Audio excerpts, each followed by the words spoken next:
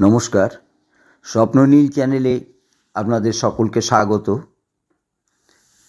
আমাদের আজকের গল্প রাজেশ বসুর লেখা ভূতের সঙ্গে মোকাবিলা। কলমিপুরের মাঠে ক্রিকেট খেলে বাড়ি ফিরছিল নন্তু আর চিকু। মন খারাপ দুজনেরই, টিম হেরে গিয়েছে, তাও 2-10 রানে না, 41 রানে। চিকুরা এসেছিল অতিথি খেলোয়াড় হিসেবে। কাছাকাছি 2-5টা গায়ে অলরাউন্ডার বলে নাম আছে ওদের। দস্যুর মতো খাতির করেই এনেছিল কলমিপুর ক্রিকেট ক্লাব। টিমকে জেতাতে পারলে নতুন ব্যাট তো আছেই, সঙ্গে ফেলুদা সমগ্র কিনে দেওয়ারও কথা। এপ্রিল মাস পড়েছে, এই গরমে ক্রিকেট কে খেলে এখন? পারিতোষিকের লোভেই আশা। কিন্তু কপাল কাকে বলে, কী যে হলো আজ! চূড়ান্ত বাজে খেলল দুজনেই। বোলিং ব্যাটিং দুটোতেই ভয়ঙ্কর ভরাডুবি। বল করে উইকেট তো একটিও জোটেনি, উল্টে 6টি ওভারে দুজনে মিলে রান দিয়েছে 70। ব্যাটেও একই অবস্থা, দুজনের মিলিত অবদান মাত্র 8টি রান। নন্তু 5, চিকু 3। কলমিপুরের ছেলেরা তো বেজায় খাপ্পা। এই নিয়ে পরপর 3বার তারা হারল মাখনপল্লীর কাছে। মাথা গরম সকলের, এবং যত দোষ চিকুদের ওপর। কি দরকার ছিল নিজেদের ছেলে না খেলিয়ে সবুজগড় থেকে প্লেয়ার আনার? চিকুদের সামনেই অনেকে উষ্মা প্রকাশ করেছে। এমনকি ওদেরকে যে সাইকেলে করে আবার সবুজগড়ে পৌঁছে দেওয়ার কথা ছিল, সেই ব্যাপারটা নিয়েও কেউ আগ্রহ প্রকাশ করেনি। অগত্যা দুজনকে পায়ে হেঁটেই বাড়ির পথ ধরতে হয়েছে। রাস্তা নেহাত কম নয়, সাইকেলে জোর প্যাডেলে লাগে 1.25 ঘন্টার কাছাকাছি। হাঁটতে 1-2 ঘন্টারও বেশি লেগে যেতে পারে। সবচেয়ে বড় কথা, এসব ক্ষেত্রে গল্পে যেমন হয় তেমন আর কি। মানে দুর্গম পথ, বাঁশঝাড়ে ভরা জঙ্গল, ভূত প্রেত অধ্যুষিত শ্মশান, শতাব্দী প্রাচীন হানাবাড়ি ইত্যাদি সবই পড়ে এই শ্মশানখালির জঙ্গুলে রাস্তায়। অবশ্য অন্য পথও আছে, একটু ঘুর পথে গিয়ে গাড়ি চলা পিচ রাস্তা দিয়ে যাওয়া যায়। এসেছিল ওই পথে, কিন্তু সে তো কলমিপুরের ছেলেদের সাইকেলে চেপে হুশ করে চলে এসেছিল। সে পথে এখন পায়ে হাঁটলে অন্তত আরও ঘণ্টাখানেক দেরি। সন্ধে গড়িয়ে রাত হবে, একটু তাড়াতাড়ি পৌঁছতে হবে। বই নিয়ে বসা আছে, আগামীকাল অঙ্ক পরীক্ষা। করালি স্যার কঠিন কঠিন সব অঙ্ক করতে দেন, না পারলেই যাচ্ছে তাই শাস্তি। নিচু ক্লাসে গিয়ে কান ধরে দাঁড়িয়ে থাকতে হবে গোটা একটা পিরিয়ড। কী লজ্জা, কী লজ্জা! এক বলে বোল্ড আউট হয়ে যাওয়াও কিছু না এর কাছে। সুতরাং যতই বিপজ্জনক পথ হোক, উপায় নেই কোনো। নন্তু একটু ভীতু প্রকৃতির। ছাতিমতলার মোড়ে এসে বলল, কাজটা ঠিক হচ্ছে না রে চিকু। বড় রাস্তা ধরেই যাই, এখনই যা ঘুম পাচ্ছে, বাড়ি ফিরে কতটুকুই বা পড়তে পারবো। শাস্তি আছেই কপালে। তার চেয়ে বল না বাবা, ভয় পাচ্ছিস? বলল চিকু। কি দারুণ একটা অ্যাডভেঞ্চার হবে সেটা ভাবছিস না কেন? ভুতুম পাগলার সঙ্গে দেখাও হয়ে যেতে পারে। ওরে বাবা, আঁতকে উঠেছে নন্তু। কারণও আছে, ভুতুম পাগলা ওদের গাঁয়েরই লোক। পাগল বললেও ঠিক যেন পাগল না, ভ্যাগাবন্ড গোছের। বয়সের গাছপাথর নেই, ভবঘুরে হয়ে দিনরাত টো টো করছে, কাজকর্ম কিছু করে না। খাবার জুটলে খেলো, না জুটলে খেলো না, আক্ষেপ তো নেই কিছুতেই। রোগা লিকপিকে চেহারা, দাঁড় কাকের মতো গায়ের রং, অন্ধকারে হঠাৎ দেখলে ভূত বলেই মনে হয়। অনেকে তাই ভুতুম বলে ডাকে। আসল নাম কি ছিল, বা আদৌ কিছু ছিল কি না, তা কেউ জানে না। সে নিজেও হয়তো জানে না। যা হোক, এই ভুতুম পাগলা হঠাৎই মাসখানেক ধরে নিখোঁজ। জানা গেল অপঘাতে মৃত্যু হয়েছে তার। গ্রামের খগেন মুদি সংবাদটি নিয়ে এসেছে। জেরন সাহেবের ভাঙা কুঠির সামনে চোখ উল্টে মরে পড়েছিল। খবর পেয়ে পুলিশ গিয়েছিল, তবে লাশ পাওয়া যায়নি, তদন্তও হয়নি আর। পথের মানুষ পথেই মরেছে, কে আর অত খোঁজ তালাশ করে? তাছাড়া ভূতেও লাশ গায়েব করে দিতে পারে, এমন কথাই অনেকে ভেবেছিল। আসলে জেরন সাহেবের এই বাড়িটির সুনাম নেই এই অঞ্চলে। 150-200 বছর বয়স, কোনো এককালে সাহেব নিজেই থাকতেন। নীলের ব্যবসা ছিল তার। কত গরিব চাষিদের যে সর্বশান্ত করেছেন তার কোনো হিসেব নেই। শেষটায় অবশ্য তাদেরই হাতে মারা যান। সেই থেকে বাড়িটি ওভাবে পড়ে আছে। এখন তো দস্তুর মতো একটা হানা বাড়ি। রাত বিরেতে বাঁশি বেজে ওঠে, ঘোড়ার খুঁড়ের আওয়াজ পাওয়া যায়।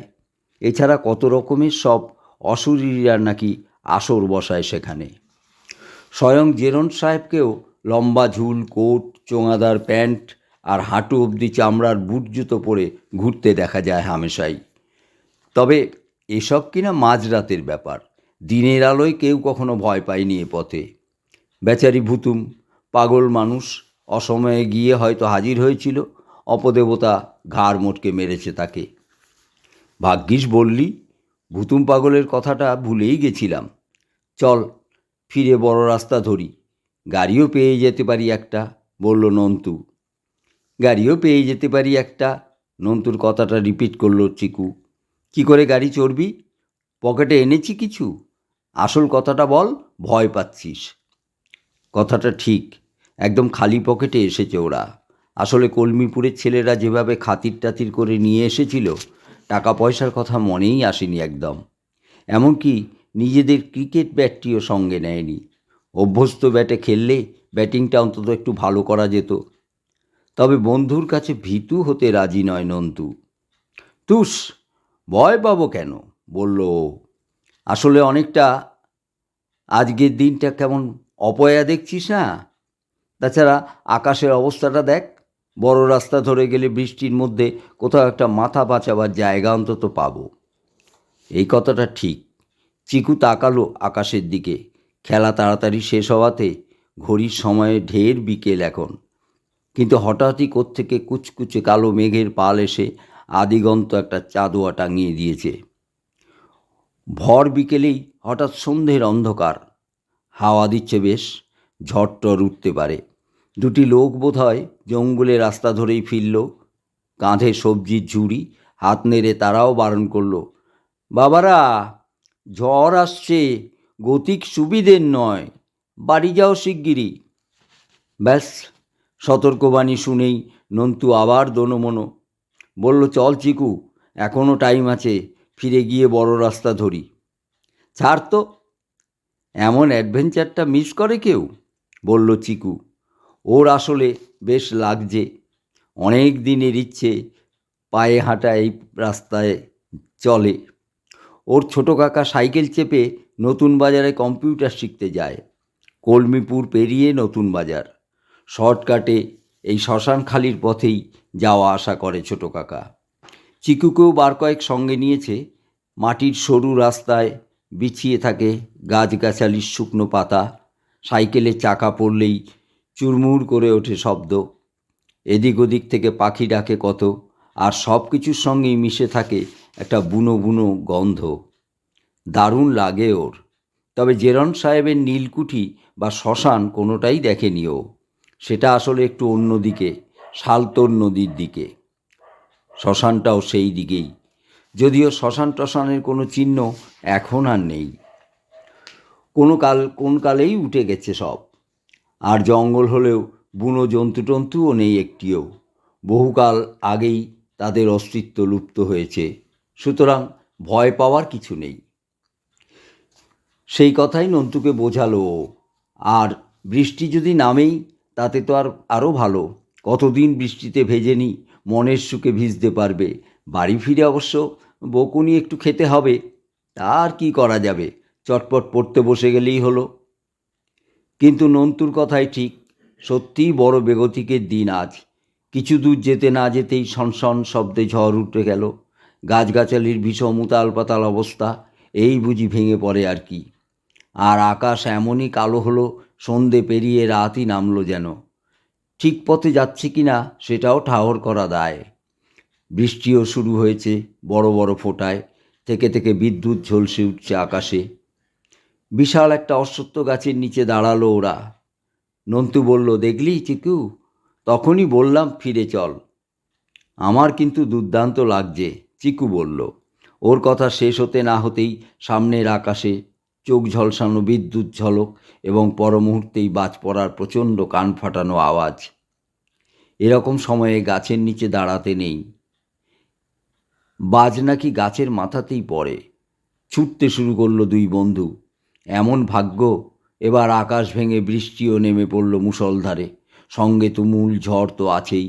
নজর পুরো ঝাপসা। গাছের ডালও ভাঙছে ঝটাপট। কোন দিকে পালাবে ওরা বুঝতে পারছে না ঠিক। যাই হোক, এমনি করে মিনিট খানেক ছুটতে হলো। মনে হলো সামনে নদী বইছে, শালতোর নদী। নন্তু চিৎকার করে বলল, থাম চিকু, আমরা শ্মশানের দিকে চলে এসেছি রে। দাঁড়িয়ে পড়েছে ও। চিকুরও তাই মনে হচ্ছে, সেও দাঁড়িয়েছে। কিছুটা দূরে একটি বাড়ির আভাসও দেখা যাচ্ছে। বাড়ি না বলে বাড়ির ভগ্নাবশেষই বলা ভালো। ওটি কি তবে জেরন সাহেবের নীলকুঠি? চিকুর বুকটা ধক করে উঠল। যাবে কি ওখানে? বৃষ্টির হাত থেকে তো বাঁচা যাবে আপাতত। এমন সময় কে যেন ইংরেজিতে হেল্প, প্লিজ হেল্প মি বলে উঠল খুব কাছ থেকেই। চমকে উঠেছে দুই বন্ধুই। নেহাত পরক্ষণেই বিজলির আলোতে শব্দের উৎসটি দেখতে পেল ওরা। কয়েক পা তফাতে মাটির ওপরে উবু হয়ে বসে আছে একটি মানুষ। মুহুর্মুহু বিদ্যুতের আলোতে বুঝতে অসুবিধা হয় না মানুষটি বিদেশি, সাদা মানুষ। লোকটি এবার ভাঙা ভাঙা বাংলাতেই বলল, প্লিজ একটু হেল্প করো আমাকে, পাটা মচকেছে মনে হচ্ছে। লোকটির কথার ধরনে চিকু সাহস পেল। জেরন সাহেবের ভূত নয়। ভূতেরা স্পষ্ট উচ্চারণে কথা বলতে পারে না, নাকি সুরে কথা বলে তারা। তাছাড়া লোকটি গোল গলা টি শার্ট আর ঢাউস একটা বারমুডা পরে আছে। জেরন সাহেবকে নিয়ে যেসব গল্প শুনেছে তার সঙ্গে কোনো মিল নেই। সাহসে ভর করে এগোতে গেল ওরা। ও কি করছিস তুই? হাত টেনে ধরেছে নন্তু। ভূতটুত না তো? ধুস, দেখছিস না দিব্যি জলজ্যান্ত মানুষ, পা পিছলে পড়ে গেছে, আমাদের হেল্প চাইছেন। লোকটি মনে হয় ওদের কথা শুনে ফেলেছেন। বললেন, আমাকে ভয় করো না, আই অ্যাম টমি লি, ছবি আঁকি, পেন্টার। তোমাদের মতোই বিপদে পড়ে গেছি, একটু একটু হেল্প করলে উঠে দাঁড়াতে পারি। শিওর আঙ্কেল, বলল চিকু। গ্রামের বাংলা মিডিয়ামে পড়লে কি হবে, দু চার শব্দ ইংরেজি সেও বলতে পারে। নন্তুর হাত ছাড়িয়ে টমি সাহেবের হাত ধরল। দিব্যি উষ্ণ স্পর্শ, ভূত হলে বরফের মতো ঠান্ডা হতো। নিশ্চিন্ত বোধ করল ও। থ্যাংক ইউ মাই বয়, বললেন টমি সাহেব। চিকুর কাঁধে বাঁ হাতটি রেখে উঠে দাঁড়িয়েছেন। বিদ্যুতের আলোতে বোঝা যাচ্ছে চিকুর অনুমান ঠিক। বয়স হয়েছে তার। মুখের চামড়ায় হাতের চেটোর মতো অজস্র আঁকিবুকি। শীর্ণ মুখটিতে অতিকায় একটি নাক, কুতকুতে চোখ, মাথায় একটি গোল বেতের টুপি, তার চারধার দিয়ে জল পড়ছে গড়িয়ে। ডান পাটি একটু তুলে রেখেছেন, মাটিতে ফেলতে পারছেন না, ভালো রকমই লেগেছে। ভরসা পেয়ে নন্তুও এগিয়ে এসেছে এবার। লেট আস গো মাই বয়েজ, ওই ওই বাড়িটায় শেল্টার নিয়ে আমরা, এভাবে ভিজলে ধুম জ্বরে পড়ব। নন্তুর বুকটা ধড়াস করে উঠল। ওই বাড়িটায় যাবে মানে? ওই বাড়িটাই তো জেরান সাহেবের কুঠি, ভূত বাংলোও বলা যেতে পারে। কিন্তু চিকুকে বারণ করার অবসর পেল না সে। ইতিমধ্যে আয় রে নন্তু বলে হাঁটা লাগিয়েছে ওই বাড়িটার দিকে। নন্তু আর কি করে, সেও চলল পেছনে। বর্ষার অবশ্য আর একটা কারণও ঘটেছে। লোকটি জুতোশুদ্ধ পা ঠিক ঠিক পড়ছে, মানে ভূতেদের মতো উল্টো দিকে না। তবু ওর মনের মধ্যে জোঁকের কামড়ের মতো ভয়টা থেকেই গেল।